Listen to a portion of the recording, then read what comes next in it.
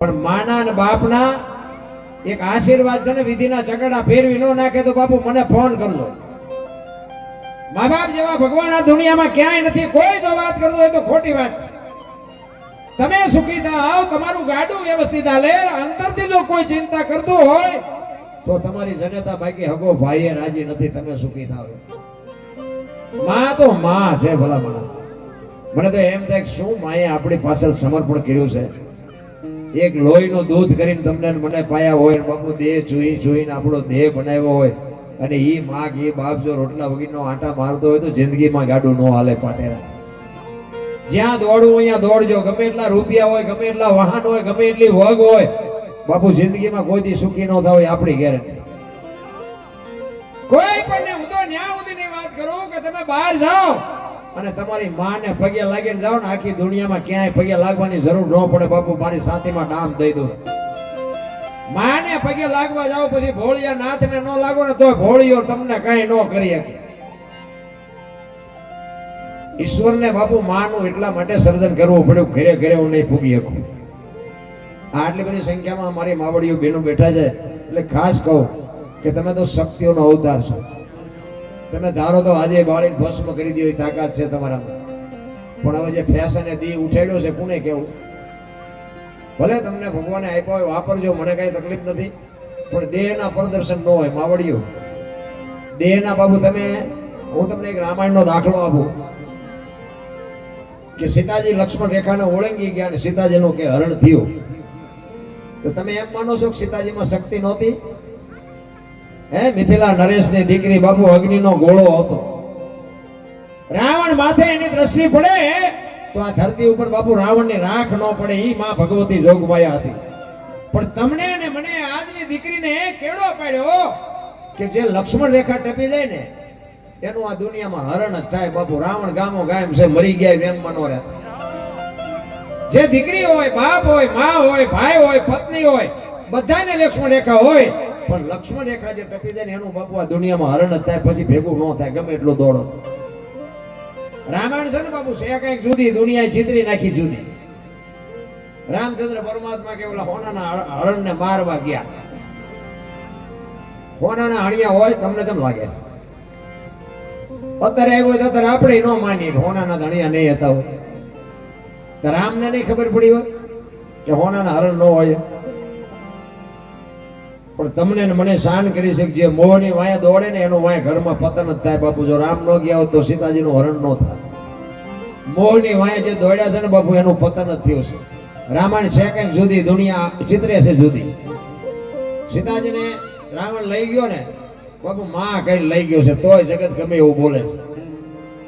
અને લંકામાં સારામાં સારી જગ્યા અશોક વાટિકા હતી. અશોક વાટિકામાં માને રાખ્યા. અને એ સીતાજીને લીધું ત્યારે માં કીધું તું માં તું આવ્યો ને તો મારો બાપ આવે અને એ મને મારે તો મને મુક્તિ મળે, અને એના ઘરમાં હું જેવી તેવી ચોરી કરું તે મને મારે નહીં. તું આવ્યો તો જ ઈ આવે. આખા કુટુંબ પરિવારનો જેને ઉદ્ધાર કર્યો ઈ રાવણ. રામાયણ તો રામાયણ છે. રામને ધક્કો કરાવે એવો બ્રાહ્મણ, 4 વેદનો અનુભવી. પણ જેને જેને બાપુ અહમ આવ્યો છે ને, પછી પૈસાનો હોય, વાહનનો હોય, સત્તાનો હોય, સીટનો હોય, થોડું સાંભળું આપ્યું હોય એનો હોય, મોટું કુટુંબ હોય એનો હોય, જેને જેને અહમ આવ્યો ને બધાય બાપુ ગલોટિયા ખાઈ ગયા છે. કંસ, કૌરવ ને રાવણ જેવા બાપુ આ ઈશ્વરને જો નીચે આવીને માઇક કરવું પડતું હોય, એ જો જોડધાણી થઈ ગયા હોય તો તમારી મારી શું હેસિયત હતી? ઈ હરણાકશને એમ થાય કે મારે દુનિયામાં તપ ગમે એટલું કરવું પડે પણ મરવું નથી. એવું બાપુ ઘોર તપ કરે. બ્રહ્માજી પ્રગટ થાય અને હરણાકશને કહે છે કે માગ શું માટે આટલું બધું તું તપ કરશે? તું માગ ઈ તને આપું. ત્યારે હરણાકશ કહે છે કે મારું મૃત્યુ ન થાય એવું કરો. તો બ્રહ્માજી કે ભાઈ ઈ કેમ પતે? જે જન્મે એને મરવાનું જ હોય. એ કે તો ના પાડો. હવે ના પડાય એવું નતું. તો કે કાંઈ વાંધો નહીં, હાલને કઈક વિચાર્યું. તો કે એમ નહીં, લખી દો. રાવણ કે ભાઈ જો આમાં તેથી નિયાળ્યું હોય મને ખબર નથી. એવું પાછું બધું કોઈ ફોન ન કરતા.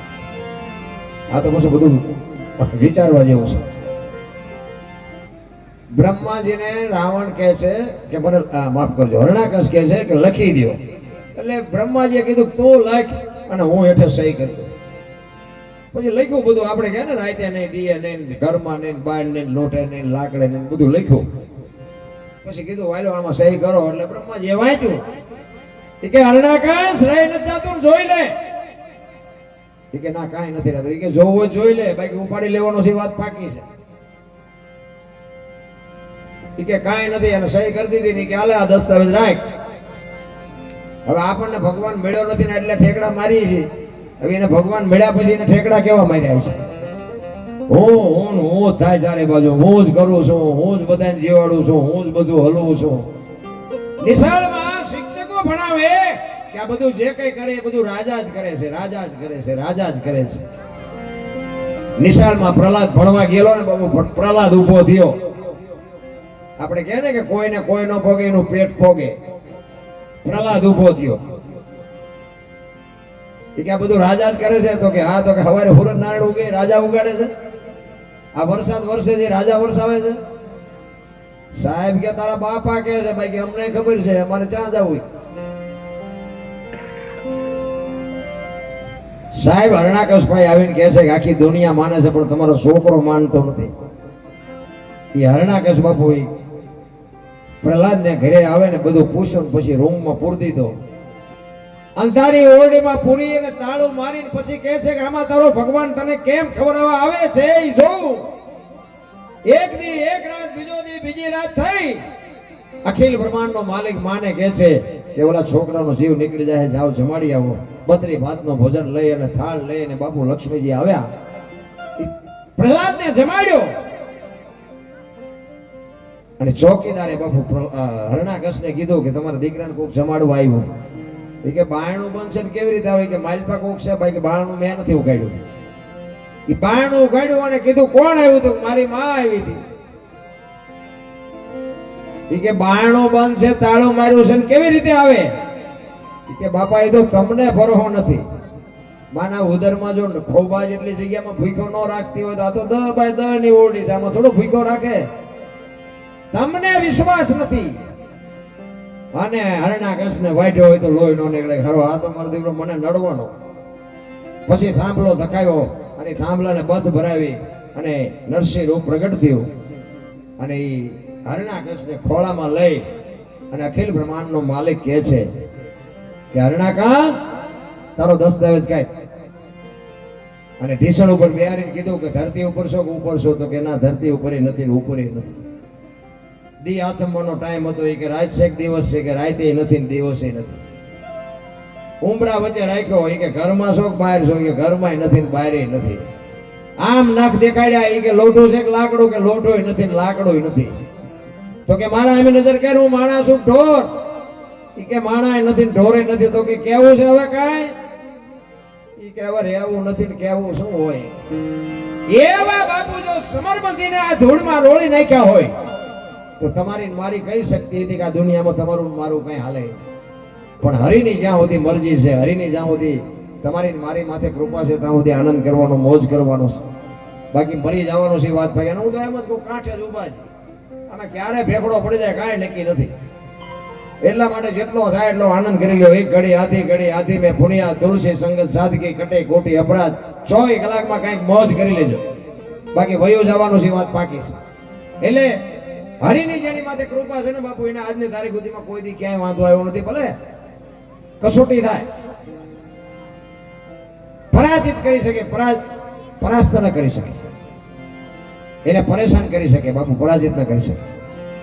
જેટલા મહાપુરુષો છે ને ગમે એવી કસોટીઓ આવીને તો કોઈ થાક્યું જ નથી. અને હરિને મેળવે પાર કર્યો છે. હરી તું કરી જાજો. દીકરા કાપવાની જરૂર પડી, દીકરા કાપ્યા. બૈરા આપવાની જરૂર પડી, બૈરા આપ્યા. કરવત મુકાવ્યા, ઝેર પીધા, જેલમાં ગયા, હુળીએ ચડ્યા, કાંઈ પાછો પગ નથી ફેર્યો. પણ જેની માથે હરિની કૃપા હોય, ઘણી બધી વાતો આપણને કરે છે શાસ્ત્ર દ્વારા, વેદો દ્વારા, પુરાણ દ્વારા. પણ અમુક વાતો બાબુ હજી લગભગ નથી સમજી ગયા. હું જ નથી સમજી ગયો. મારું જેમ હાલે મારો રામ જાણે. 4 વેદ, 6 શાસ્ત્ર, 18 પુરાણ 108 ઉપનિષદનો નિચોડ એક સંત વાણી છે, ભજન છે, પણ સમજવું અઘરું છે. આ બધા કર્મની વાત કરે છે, વાણીમાં કહે છે ને હું તમે કહે છે કે કર્મ કોઈ દી છોડે નહીં. તો વાત બરોબર છે, પણ આપણે કર્મને સમજવું કેવી રીતે? કર્મ કોને કહે છે? આપણે આ ભક્તિ કરે એવડે દુખી છે, એટલે દુનિયાના બૂસ મારે એ સુખી છે. શું આપણે કર્મની શું વાત કરીએ? વિચાર કરજો, રામ જેવા રામને 14 વર્ષ વનમાં રખડવું પડ્યું, એમનું શું કર્મ હશે? દ્રૌપદીના ચીર લૂંટાતા હતા, અહીંયા કોણ નતું? આ તો તમે તો બધા ભૂદેવો છો, તમે તો આ બધું જાણકાર છો. દ્રૌપદીના ચીર લૂંટાતા હતા, અહીંયા કોણ નતું? દીકરીનો ગુનો શું હતો? કાળના ફાટિયા બાપુ બેઠા હતા, આમાં કાળના જડબા ઝાલીને ઉભા રાખે એવા પાંડવો હતા. એ કઈ અત્યારે મોઢું ન કરી કે દીકરીનો ગુનો શું ને એનું કર્મ શું થઈ? અમારો રાત આખું વિશ્વ જેને બનાવ્યું હોય, આખું બ્રહ્માંડની જેને રચના કરી હોય, એને ખબર ન હોય કે અહીં બેસ તો ભીલ મને બાણ મારશે. કૃષ્ણ પરમાત્માને ખબર ન હોય? ભીલે બાપુ વિધિ નાખ્યા, બોલો કૃષ્ણ પરમાત્માને, તો એનું શું કર્મ હશે? અરે થઈ થાવીને થાશે આવો ત્રિકાળ જ્ઞાની મહાપુરુષ ગંગાનો પુત્ર ભીષ્મ છેલ્લે બાણની પથારીમાં હોવું પડ્યું. અરે જેનો મૃત્યુ આવે એમના દૂત આવે લેવા, અને એ ભીષ્મ એમ કે અત્યારે વિયો જા, 6 મહિના પછી આવજે, પોતાનું મૃત્યુ રોકી શકે એવો સિદ્ધ પુરુષ, એવો મહાપુરુષ, એને છેલ્લે બાણની પથારીમાં હોવું પડ્યું. એનું શું કર્મ હશે?